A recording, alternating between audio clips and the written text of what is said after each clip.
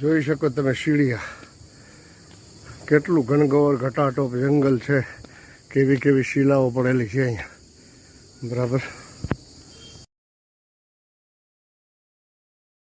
પ્યારા પ્રિય સજ્જનાત્માઓ, આજે એક અદ્ભુત અને અલૌકિક જગ્યાના તમને દર્શન કરાવું છું. અતિ પ્રાચીન, અતિ પૌરાણિક અને જૂનવાણી આ જગ્યા છે, જેમનું નામ છે સૌરા મંડપ. હવે આ જગ્યા છે એ રામદેવજી મહારાજ છે ને એના ધર્મને સંલગ્ન છે. પણ મને માફ કરજો, હું રામદેવજી મહારાજનું ધર્મ વિશે અધિકતર તમને કાંઈ કહી શકું તેમ નથી. બરાબર. એ બાબત હું બિલકુલ છું. મને ધર્મનું ઓછું જ્ઞાન છે, માટે એ બાબત નહીં.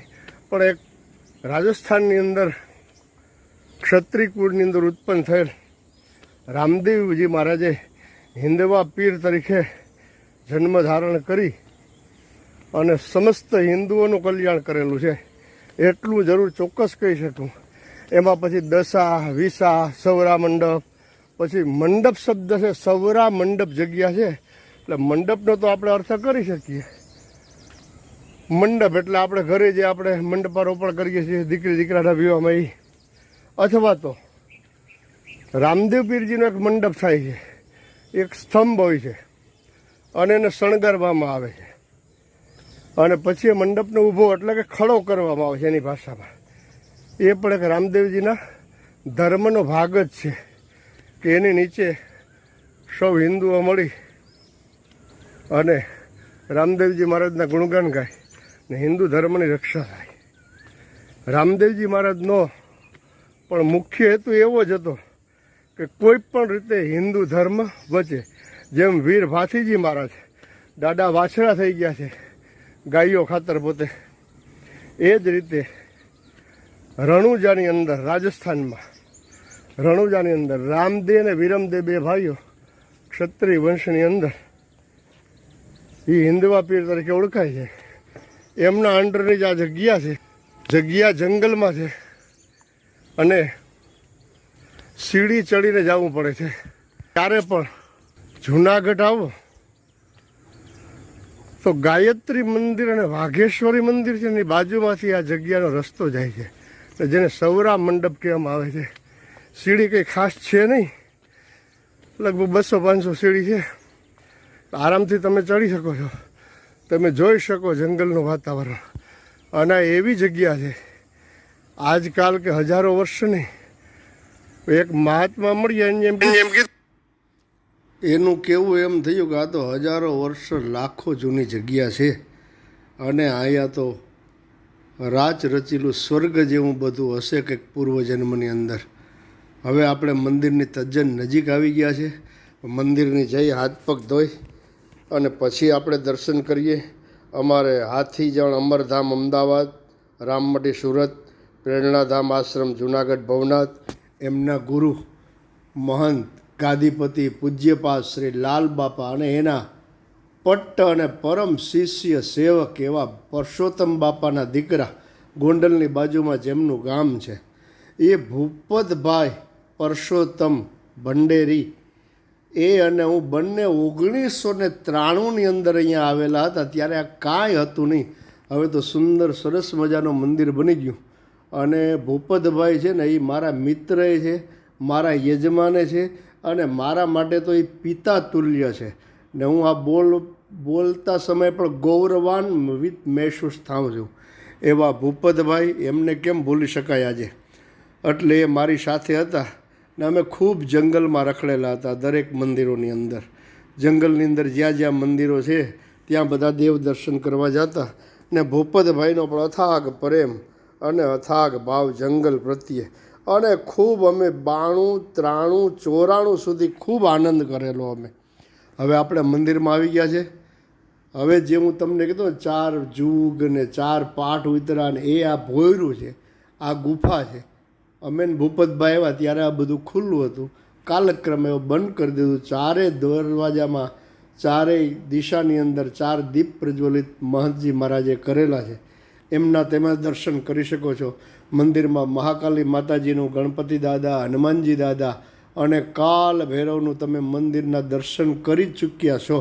બરાબર. હવે તમને હું રામદેવજી મહારાજના દર્શન કરવા માટે થઈ અને લઈ જાઉં છું. તો આપ સૌ દર્શન કરો. હિન્દવા પીર કી જય. સત્ય સનાતન હિન્દુ ધર્મના રક્ષક એવા રામદેવજી મહારાજ, એમનો અવતાર કૃષ્ણ અવતાર જ ગણાય છે. રણુજા ને રાજસ્થાન ને અજમલ દે ને દ્વારકા આવ્યા ને લાડુ ભગવાનને માર્યા અને પૂજારી કીધું સમુદ્રમાં ધુબાકો મારો અને જ્યાં દ્વારકા છે ને ત્યાં ભગવાને એને વરદાન આપ્યું કે જ્યાં તારે ત્યાં સંતાન નથી, હું અંશાવતાર તરીકે ત્યારે ત્યાં કૃષ્ણના અંશ રૂપે પ્રગટ થઈશ. એટલે ભગવાન કૃષ્ણ સ્વરૂપ એવા રામદેવજી મહારાજના આપણે દર્શન કરીએ, કૃષ્ણ મંત્રથી જ દર્શન કરીએ. ઓમ ઇદમ વિષ્ણુ જગ્રમે દ્રિધાનિ તથૈ પદમ શમૂઢ શિવા ગુસુરે સ્વાહા. અને વિરમદે છે એ બલરામજી સ્વરૂપ છે. બલભદ્રાય નમો નમઃ. એમના દર્શન કરીએ, પાવન થઈએ. આ જગ્યા વિશે ઘણા લોકોને માહિતી નથી, એટલે વિચાર થયો કે વિડીયો બનાવીએ. એટલે આજે આપણી આસ્થાની યાત્રા ચેનલ સૌરા મંડપ રામદેવજી મહારાજના દ્વાર ઉપર આવી અને દર્શનનો લાભ લઈ રહી છે અને બીજા લોકોને પણ આ વિડીયોના માધ્યમથી દર્શન કરાવી રહી છે. લીલા પીળા તારા નેજા ફરુકે બાપા.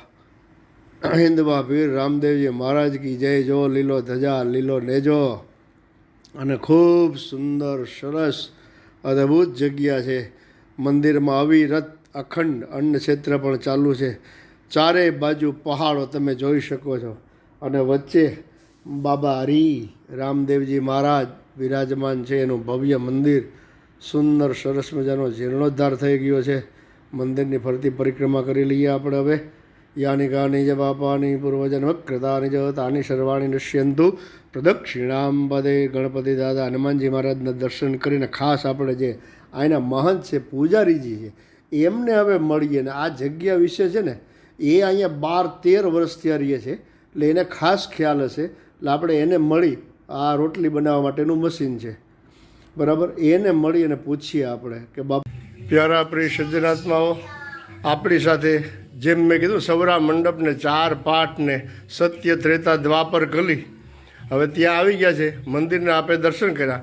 હવે મંદિરના પૂજ્યપાદ અહીંયા જે મંદિરના મહંતશ્રી છે એમના આપણે દર્શન કરીએ. પૂજારીજી છે, મહંતજી કહીએ, તપસ્વી સંત છે ને અહીંયા જગ્યાની અંદર સેવા આપે છે. એમને આપણે મળીએ ને એના પાસેથી આ જગ્યા વિશેનું ધાર્મિક મહત્ત્વ શું છે ને તે આપણે જાણીએ. બાપુ પ્રણામ. જય રામાપીર. આપનું શુભ નામ શું બાપુ? તમન્નાથ બાપુ. હા બાપુ, આ જગ્યા વિશેની કંઈ અમને થોડી ઘણી માહિતી આપો. અહીંયા 4 યુગનો પાઠ છે. બરાબર. અડધો પાઠ પૂરો થઈ ગયો છે. જી જી અહીંયા પડી છે જી. જ્યારે રામાપીરે પાઠ કર્યો હતો હા હા ત્યારે અડધો પાઠ અધ્યાય પૂરો થયા. બરાબર. પહેલા રાજમાં પહેલા યુગમાં સ્નાન પાઠ કર્યો હતો. બરાબર. હરિશ્ચંદ્ર રાજાએ ચાંદીનો કર્યો હતો. બરાબર. થયો. ત્રીજો યુગ આવી ગયો રામાનો કર્યો હતો. 9 કરોડનો થયો. સુતો બની જાય 12 કરોડનો પાઠ થાય છે. અચ્છા. બીજું કંઈ વિશેષ મહત્વ એનો? અહીંયા બધી અધ્યાય પડી છે અહીંયા. બરાબર છે. ઘણા વર્ષો પહેલાં, આજથી 32 વર્ષ પહેલાં હું આવેલો હતો ત્યારે તો અહીંયા કાંઈ નહોતું. આપ પધાર્યા ને પછી આ બધું રળિયામણી જગ્યા થઈ છે આખી.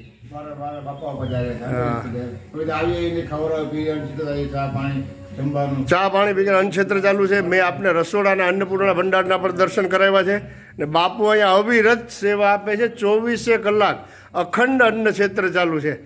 ચાલો, જય રામાપીર, જય સિયારામ. બોલો. 4 યુગનો પાઠ ભરાણો જ્યારે બલિદાન આવે ત્યારે અહીંયાથી પડી છે. અધ્યાય જે વસ્તુ જાય અહીંયા અધ્યાય પડી છે. જે વસ્તુ થાય અહીંથી મંથલી જાણ ગણવા જાય અહીંયા એટલે કે નાની વાત ગણવા જાય. સરસ સરસ. હવે બાપુ આપને જ્યાં સેવાનાથ બાપુએ 12 વર્ષ સુધી અખંડ તપ કરેલું હતું એ ગુફા તરફ લઈ જાય છે. આપ જોઈ શકો છો આ ગુફા કેવી નાનકડી અને નાજુકડી છે. એ ગુફાની અંદર આપણે જઈએ છીએ. જો બાપુ તે બિરાજમાન સેવાનાથ બાપુએ આ જગ્યા ઉપર બેસી અને 12 વર્ષ સુધી તપ કરેલું હતું. એ જગ્યા આપણે બાપુ બતાવે છે. આ સેવાનંદ બાપુનો ધૂણો આવેલો છે, બરાબર. અને આ જગ્યા વિશે બહુ ઓછા લોકો જાણે છે. એટલે પૂજ્યપાદ બાપુશ્રીનું, પૂજારીજીનું કહેવું એવું છે કે આ વિડીયો મારે જ મૂકો તો બધાને દર્શનનો લાભ મળે. તમે જોઈ શકો છો કોઈ બનાવેલી કે એવી ગુફા નથી. આ મોટી મોટી શિલાઓ છે. આ શિલાઓની અંદર એની મેળે મેળે જે ગુફા છે ને, 12 વર્ષ તપ કર્યું બાપુએ. જો 12 વર્ષ સુધી અહીંયા તપ કર્યું. આ જગ્યા આખી ઘસાઈ ગઈ છે, આ શિલા આખી ઉપર. તમે જોઈ શકો છો. જુઓ તમે, આ અહીંયા બેસીને બાપુએ તપ કર્યું એટલે આ શિલા આખી ઘસાઈ ગયેલી છે.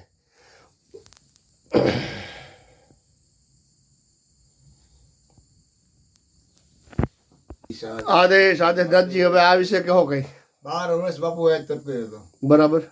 એ આયા સીધી આવ્યા, અમે 12 વર્ષ ત્યાં આવ્યા છે. અમે બાકી 12 વર્ષ પહેલા તો અમને ખબર ને 12 વર્ષ અમારે થઈ ગયા. આવે ત્યારે કઈ હોતું નતું. બાપુના એક ગુફા હતી એક. પછી અંદર તો આવ્યા, એમાં સફાઈ કામ કરી, આ કરી બાપુએ 12 વર્ષ તપ કર્યું છે પથ્થર ઉપર. આ તમે જોઈ શકો, વર્ષો જૂનું કમંડલ. કમંડલ છે. જો પહેલાના જમાનાની અંદર સાધુ સંતો આ રીતના કમંડલ અને દંડ એટલે કે લાકડી પોતાની પાસે રાખતા. આ તુંબી, આ ધૂણો છે સેવાનંદ બાપુનો. વિશાળ ધૂણો હતો, કાલક્રમે હવે નાનો થઈ ગયો છે. કર્યું કે સবে અખંડ જ્યોત ચાલુ છે.